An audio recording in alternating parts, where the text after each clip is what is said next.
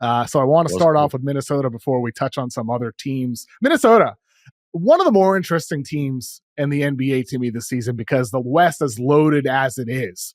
We're seeing that happen already. The Thunder are 3-0 without Jalen Williams. Spurs are 3-0. Victor Wembanyama looks like he's taking a leap. The Warriors, Grizzlies, Clippers all look better than they were last season. Lakers, Nuggets, Rockets 0-2, but all those teams are going to be around. In Minnesota, 2 years ago, they were a 56-win team, 3 seed. Last year, a 49-win team, 6 seed. They end up in the Western Conference Finals both years, and they're 2-1 this year. But the West is just better than it has been the last 2 years, even better than it was.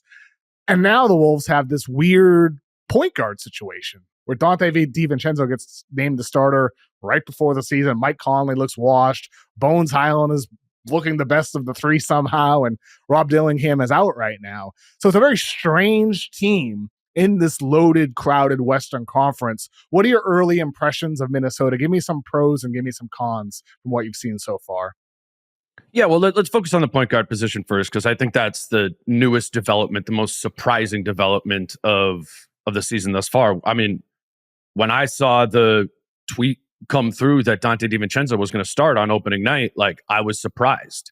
And asking around to some people, I was like, hey, this hasn't been the plan all along, right? And no, it wasn't. They decided, like, in the days right before the season started, to ultimately make the change to Donte DiVincenzo in the starting lineup, which worked actually really well last season when they went to it for like 2 weeks before DiVincenzo got hurt. I think there's some advantages to playing that way, but it's also, Donte isn't a true point guard, and it takes him out of kind of being the elite movement shooter that he can be and it just ends up putting a lot more of the onus on Anthony Edwards and Julius Randle to be the point guards, which can work, but it's like Houston and like some of these other teams that are playing without a traditional point guard. What's the opportunity cost of that? And I think, that's going to be tested here this season. Yeah, it's absolutely going to be. And ultimately, I was on the side of, well, hopefully Rob Dillingham is the guy that's able to take the reins. You were no way, become the guy. And now he's got a nose injury. He's out, and it seems like Finch had put Hyland ahead of him on the depth chart anyway. And the fact is, like, Conley was the guy a couple of years ago and did a great job in that role, but looks like he should have retired right now. To me, it looks like a massive hole in the team. But do you think this is partially by design to have just multiple points of creation, that this is actually what they desire? Like, is that a possibility here, that this is what the Wolves want to have their roster look like, with different guys being sources of creation, Ant included? Well, I think they would like to have Mike Conley from 2 years ago to have a traditional point guard, like smooth operator, but to your point, they look at last night, like they want to play through Julius as like a hub of the offense. They want to do that a lot, even with Ant. So and then Ant is a super high usage. You're going to use him in DHO, high ball screen action, isolation all the time, So that's just a lot of your offense. Even if Rob Dillingham was awesome right now, even if Mike Conley went back in the time machine, they would still play through Ant and Julius a lot. So I think ultimately, they do want to get to this. I do think it's important when they face ball pressure, when Julius doesn't have a matchup that he can cook, when Ant is facing like 2 on the ball all the time, having somebody else to go to initiate offense. But to your point, this is the plan. They do want to play through Ant and Julius as kind of the 2 main hubs of the offense. I'm not sure they're like totally ready to handle that for 48 minutes every single night without another point guard option available. You seem to have some skepticism about this actually working in the ways that they might imagine it working. Yeah, I do. I mean, we don't know how and where Ant has made a leap yet. I mean, the opening night against Portland, I thought he was incredible, and I did see some higher processing speeds. I did see him handle Portland's ball pressure. But it's the ultimate question at this time every year is like, where is Ant different than he was the previous season? And we've seen all these basketball developments. Obviously, last season he adds the volume 3-point shot at a 40% clip, implements that right away. But it's to me, it's always, when is that mental leap going to happen? When is he become an elite manipulator of offense? Not just like, okay, they put 2 on the ball on me, I'm getting off of it. I want to suck the 2 defenders into the right side here so Julius is fully wide open on the pop. And we've only seen 2 games of Ant. So I don't know. I don't know where Ant is in this process. The Portland game really screams like, hey, he might have found something else here, get into the mid-range effectively in that sort of way. The Lakers were obsessed with just kind of loading up the gap help on him, as they always do. I just don't know where Ant is on that like gradient towards becoming like a heliocentric hub of, ball handling, like a Luka or something like that. Yeah, it's interesting. I feel like with the Anthony Edwards, so much of the conversation, including when we did our first pod last year, is about his offensive evolution. Last year, it's adding the 3-pointer. This year, entering training camp, it's all about, well, he's studying Michael Jordan and Kobe Bryant and these guys as a back to the basket post tub. And, through the 3 games so far, granted, he barely played in the third one, he has been awesome. He has been great. It's just been interesting to see a lot of the mid-range has come on pull-ups, turnarounds. His shot distribution looks more like it did 2 years ago than it did last year. What is your assessment so far of the offensive evolution of Anthony Edwards, and what are the things that you still feel like you still need to see him prove over the course of this year? Well, I was scared when I heard about the emphasis he was putting on the mid-range in the offseason. And not because I didn't think that needs to be something he adds to his game. He does need to add that to his game, especially late in games. And this playing on the screen right now, the buzzer beater he hit in Portland, to be able to create space and get to his own shot from the mid-range clean. He did that, but I was concerned about it, that he was going to totally shift his whole shot diet and become a heavy mid-range type of player, because that's kind of what he was saying to us that he was doing. And if you look at previous to this season, the first 5 years of his career, he shot 36% from mid-range and 37% from 3. I mean, he has thus far in his career been one of the least efficient mid-range shooters in the entire NBA. So you hear more of that and you go, are we sure this is a good idea? But the mix in which he did it, to your point, it wasn't crazy. It was the exact same like split as it was 2 seasons ago. Just more efficiency. I think that's okay. Well, more efficiency. Yes, he needs more efficiency from 2-point range at the rim too. So I think it's just about taking the right ones. And I wouldn't have bet on him taking the right ones a couple weeks ago, but he thus far has been largely taking the right ones, and it opens up a lot for this team if he can be an efficient mid-range creator as well.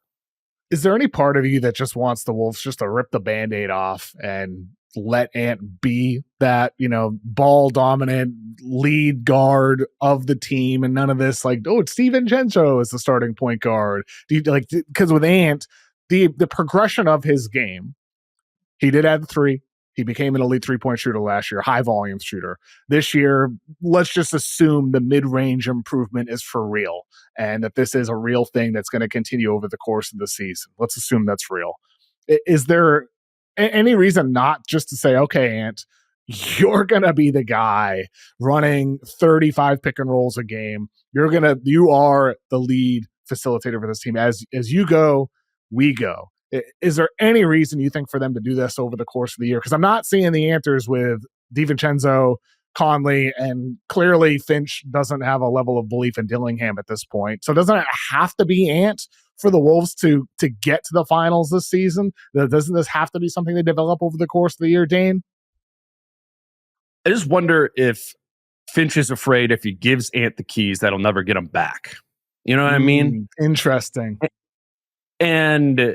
And I don't know, maybe that's still worth it given the poor alternative options. I mean, I think Donte DiVincenzo should play like Malik Beasley. And Malik Beasley was on the Wolves like 4 or 5 years ago and was just a movement shooter in that sort of way. I think you get the most out of Donte DiVincenzo if you're using him that way. So yeah, I think the answer is yes, give him the keys. And, put some guardrails on there. There's Julius Randle that you're going to want to play through a lot too. It's never, as long as Julius is healthy and playing next to him, it's never going to be like the full Luka experience of 35, 40 pick and rolls, because they're going to play through Julius a lot too. But yeah, I think at this point, Ant initiating is a better move than DiVincenzo initiating, or Conley initiating, or Bones or Rob. I think given the options, more Ant is probably the best move, but I don't think it's Finch's preferred path of growth with him. I mean, I've been asking him about this for years, because Finch coached Harden in Houston, of like, hey, where is this? And Finch has always told me, we'd like to keep him more as a 2. We think having him, the second side against a shifted defense, that's Ant's superpower, right? Where he can just rip past and go by one person rather than patting the ball at the top of the key, Luka, Harden style. I don't think Ant is as good at that as some of those other guys. But again, given the alternatives, it might just have to be. They might just have to give it to him this year. It's going to be interesting to see how this develops, because I think with Conley there before playing a still solid basketball at his advanced age before he was 38 years old at this point, there's still good reason to have Conley as your quote unquote point guard. But at this point, I do wonder. Is there a move to be made, or is it just the move to something within? Whether it's Dillingham becoming something, or whether it's Anthony Edwards getting that opportunity. But ultimately, Ant is so good and so great at so many of those other things that it does make sense to have him in that role as well. Especially, he also can be a very good defender, and I think he should be better than he has been so far this season. And ultimately, the Wolves as a whole, they're 27th in defensive rating so far this year. And Gobert, when he's on the floor, the Wolves have a 110 defensive rating. When he's off the floor, they have a 133.7 defensive rating. Super tiny sample sizes, of course, at this point of the year. But, what can be done, Dane, about these non-Gobert minutes? Because defense was so important to Minnesota's identity over the last 2 years getting to the West Finals. What's changed now? What can be done to improve that? Yeah, well, I would like to say that I think it's fair to state those numbers despite it being a small sample size, because that's what the splits were last season in the Rudy minutes and the Rudy off minutes, is they did not figure out how to defend with the Reid and Randle and Julius Randle front court, not to the degree that they did with Cat 2 years ago. I mean, I've really grown a greater appreciation for what Cat brought defensively to that team. You look at that year when the Wolves were the number 1 defense, 23-24, they had like the equivalent of the number 1 defense with Rudy on the floor, and the equivalent of the number 2 defense in the league with Rudy off the floor, and Cat and Kyle Anderson in the front court there. Last season, it split to first with Rudy on the floor, and the equivalent of 20th when Naz or Julius were at the 5 there. I think it's a huge issue, because it does, when you're playing that bad of defense, whenever Rudy is off the floor, it's really hard to say like defense is our identity, ball containment and rim protection, and the things that came to define that really elite Wolves defense of 2 seasons ago. When you're toggling between being a Rudy Gobert defense and then just mediocre to below average, I think you get a little confused about who you are. That team 2 seasons ago, when they led the league in defensive rating, was not confused about who they were. So they played every defensive possession the same the whole time. I mean, it feels a little distant now, but it's what it felt like Oklahoma City, what they do, what Portland, I think, is doing thus far this season. And they're starting to feel like a far cry from that. And I just wonder, from an identity standpoint, if you start trickling towards mediocrity, what does this become? Why is that? What is the difference? What has changed? Why does that identity feel lost that you're describing? I think it's the interior presence, not just Rudy. Like, when Cat was at the 4 and you came into the lane and Jaden was at the 3, there was not space to breathe in there. And Kyle Anderson was actually really helpful there too. And he's, 6'9" with like a 7'3" wingspan as well. I think Julius Randle has actually surprised me as an isolation defender, and has been like better and in post situations than I expected in the year that he's been here.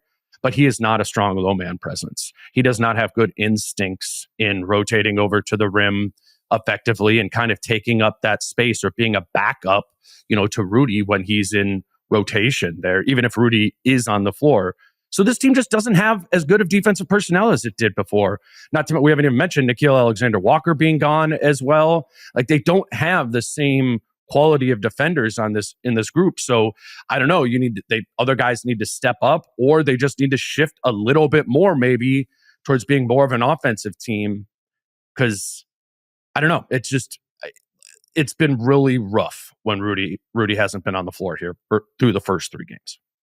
Yeah, I mean, when Naz Reid is making $13 million, it's a lot different than when he's making 25 at a 5-year, $125 million deal. I think the assessment and the things he brings and doesn't bring to the floor under a different spotlight at this point, with what he is at this point. I still love Naz Reid. Don't get me wrong. He's a 4, dude. He's a 4. He's a 4, yes. And he's being forced to play the 5. He's more of like a 3 to me than he is a 5 at times. So he's being played out of position there. I don't think it's like Naz can't play good defense. You look at the best defensive rating on the team, 2-man pairing for the last 2 seasons, it's Rudy and Naz. Like, when Naz is at the 4 playing next to Rudy, it works. When you put Naz next to Julius Randle or somebody else, it doesn't work. So I don't know. Sorry, I cut you off. No, I think that's completely spot on. And ultimately, it's the identity shift that might have to happen. If Minnesota is not going to have an elite defense anymore, they are going to have to be an offensive-oriented team, which gets back to our prior topic about who's playing point guard, what is Anthony Edwards' role, Julius Randle as an offensive hub, and also things like, 3-point volume. This year, they're 20th in the NBA in 3-point attempts per game. Do they need to increase the volume of that? Where does that come from with a bunch of iffy or average shooters on the team as well? What my concern is I love some of the key guys on this team. I'm a Gobert guy. I love Ants. I love some of their role guys. I love Jalen Clark. I love Naz Reid a long time. I love what this team can be. I love what they've been. I just worry, if I'm a Wolves fan, that this team has been surpassed by multiple teams in the Western Conference, and that those 2 years in the Western Conference, that this isn't going to be a step up year, and instead this could be a step back year. And that's my concern, has been on paper entering the season, and it's also still my concern through 3 games. Super or small sample size at this point, but do you think I'm in the right to feel that way, Dane?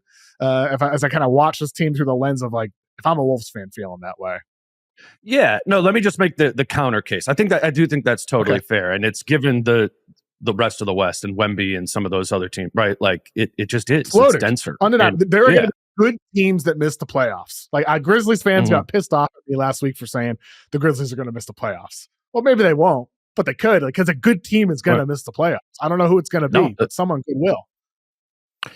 I think the counter argument is Julius Randle's about to have like an all-star season. And they are so much more comfortable, man, playing with Julius right now, playing Julius Randle ball, and he's cooking. Like, that piece.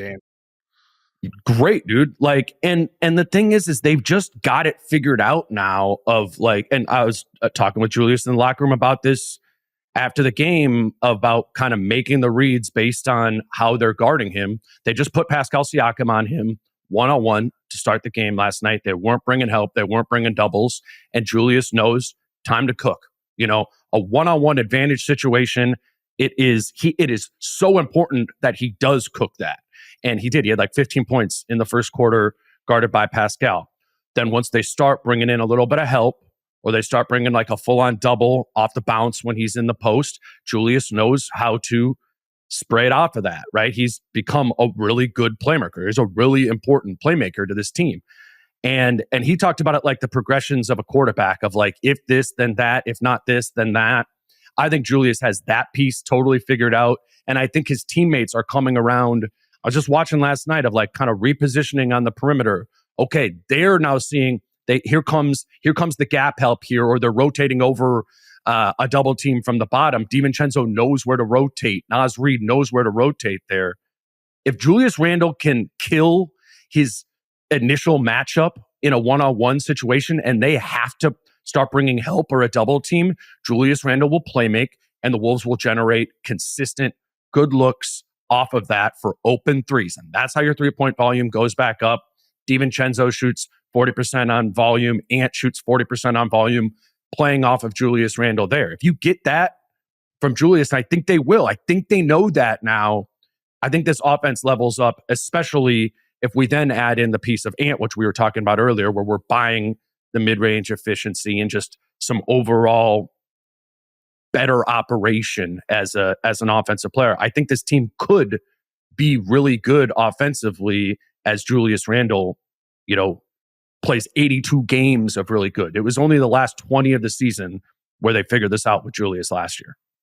It's a great point. I mean, I think with Julius Randle, undeniably, if it is that type of, we've seen him be an all-NBA player before. If he is playing at that level, it does change the complexion of what the offense could be and what this overall team could be. And ultimately, I really hope Anthony Edwards, is back from the hamstring tonight against Denver, because this whole week, Denver on Monday, the Lakers on Wednesday. Granted, Luka is likely going to be out for that game as well. And then look ahead to Saturday against the red-hot Charlotte Hornets with LaMelo Ball playing at an all-star level at this point. It's a good week for kind of a barometer test for Minnesota to see where they're at